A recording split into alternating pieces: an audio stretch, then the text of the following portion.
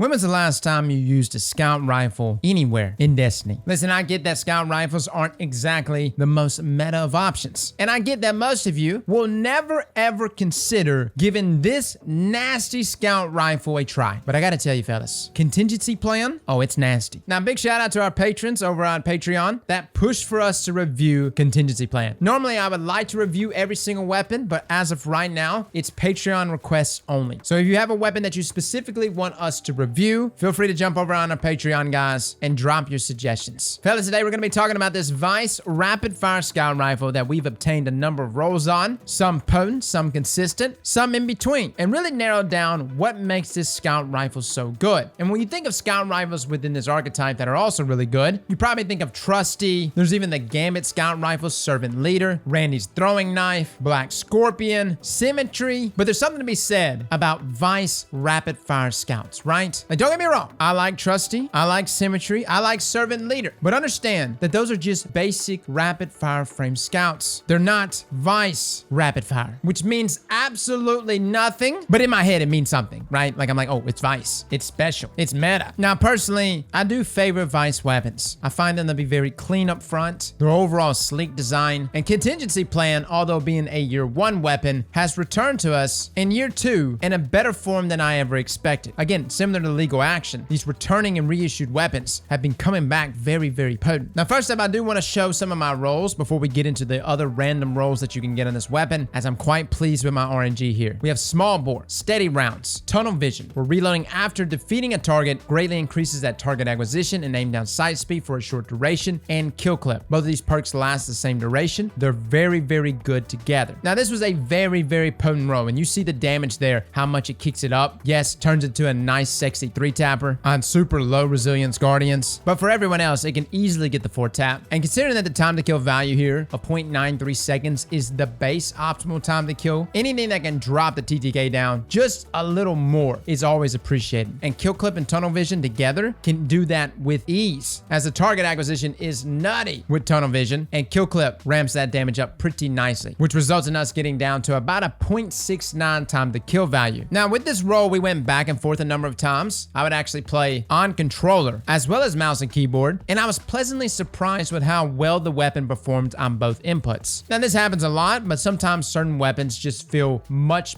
better on different inputs. But in this situation, this particular roll that can reach up to 35 meters was extremely dominant within that mid-range. Now that was roll number 1. My second roll was a little more of a consistent roll. This one came with small bore, Aztecross rounds, surplus, and thresh. Now the big seller there is obviously surplus. I've talked about it before, even in our video yesterday about legal action, how good surplus is. Again, at 3 stacks, you get 50 reload speed, 50 handling, and 25 stability, which means on this particular roll, you're looking at almost max stability with surplus and all 3 abilities up. This makes a big difference, guys. And I know we are getting an ability nerf coming, but we're also getting an ability buff. So even though surplus may not be the best for those that are rocking, say, flux grenades on the hunter class with its duration getting increased, surplus may be a wonderful option for my warlocks rocking firebolt grenades, considering that their regeneration is actually getting sped up, thus meaning more opportunities to take advantage of surplus, whether at times 1, 2, or 3. Now, in our legal action review, I talked about how good surplus felt and how it made such a big difference there for that slow handling archetype that legal action is in. Contingency Plan, though, even though I do like surplus, I did notice the benefits, and even though the stability being maxed out seems like an obvious choice for a weapon that fires in full auto, it wasn't necessary, neither on controller or on mouse and keyboard. And I found myself reaching for my other roll, reaching for that tunnel vision kill clip roll. And on top of that, not really noticing any major differences in its overall consistency. So hands down, I wouldn't give up kill clip. And even though Thresh was nice here and giving me my super energy, I really think you need a damage dealing perk like kill clip to really make this archetype competitive. 0.93 is not the best time to kill value base. Now those were the 2 main rolls that we focused on. I did have some other rolls, although I kind of started to make my decision on what I think the god roll is for this weapon. First up, if you really wanted to overcommit here to range, you can. You can max out the range there with both full bore, Aztecross rounds, and a ranged masterwork, and you can reach all the way up to 40 meters. This is actually really good range, especially for a rapid fire scout rifle. Now there are other scout rifles that go even beyond that. Servant Leader, for instance, has 26 zoom, which is a hefty amount, but but it's also why Servant Leader has trouble tracking targets in that mid-range. There is a point there where it's too much zoom. Although for things like gambits and invading and other things, Servant Leader is perfect. Trusty, on the other hand, which is another rapid-fire scout rifle that performs well, has about 19 zoom, so just one there less than Contingency. I think overall, though, you really don't want to overcommit here to range unless you are rocking something like Surplus. And I find that Surplus kill clip is a fantastic roll on this weapon, and you really can't go wrong with it. But when choosing things like full bore and accurized rounds together and a range masterwork and overcommitting there to range, you have to have a perk like Surplus to make up for that loss in some of those other stats, stability and handling included. Now, some other god rolls I want you to consider is, of course, Firmly Planted. Now, Firmly Planted is really, really good, guys. I mean, we're talking an increase in handling by 30, an increase in stability by 20, with overall accuracy also being increased, as well as recoil direction. I know there's going to be some people, especially my Spectral Blade users, that love perks like Firmly Planted and will enjoy it here on a precision weapon like Contingency Plan. The only problem I have with Firmly Planted and Contingency is that this is a very dual-based weapon. You need to play aggressively with Contingency Plan. Bait, of course, bring people into that lane, but don't overcommit there to just sitting there on your crouch waiting for people to peek their head out. This is a weapon that it can get in there and out-duel opponents. And if you happen to throw a crouch in the middle of the gunfight, by all means do it. Firmly Planted is something that can proc mid-gunfight or even when you're coming into a slide. I think overall, though, PvP-wise, Surplus kill clip or Tunnel Vision kill clip all day long is what I would go with. And I thought Elemental Capacitor would be the role that I would go for, but considering I want something there to drive that TTK down, kill clip was just the option I kept choosing. The only way I would really go with Elemental Capacitor is for stasis. And again, that increase in movement speed when aiming down sights. I just talked about this weapon being a dueling weapon. So if you are going to rock Elemental Capacitor, rock it with a stasis subclass. This is going to allow you to match strafe on your opponent, which can really mess them up. Now, even though this is a great weapon inside of PvP, it's actually got some really good roles inside of PvE. You've got things like Subsistence and One for All, Outlaw Frenzy, Surplus Frenzy. I don't think you can go wrong with any of those, especially with a magazine perk like Tac Mag or a Pendant Mag. The question is would you use this inside of PvE? Currently, right now, not really. But there will be a future season, though, where you can take advantage of a well-rolled Contingency Plan inside of PvE. So overall, guys, lock down some rolls for this weapon. And if anything, give it a go inside of PvP. There was many times today that I found myself in 1v1s with this scout rifle, and I was very surprised with how well it performed on both controller and on mouse and keyboard. This is not a bad weapon. If anything, it's amazing how well this weapon performs despite its time to kill being 0.93. And even though some of my favorite scout rifles are in the 150 department, Polaris Lance, Jade Rabbit, even Mida Multi-Tool, Dead Man's Tail, I know the exotics definitely stand out symmetry, but I was very much impressed with how well Contingency Plan actually performed. Its overall target acquisition is really, really good. Stat-wise, it pretty much falls in the same line as many of our other rapid-fire scout rifles. Nothing here really stands out except being a Veist rapid-fire scout, which I will fully admit may be a placebo effect, but to me, it makes a difference. Well, fellas and ladies, thank you all for coming and watching, and as always, Slap that like button like your mama told you right.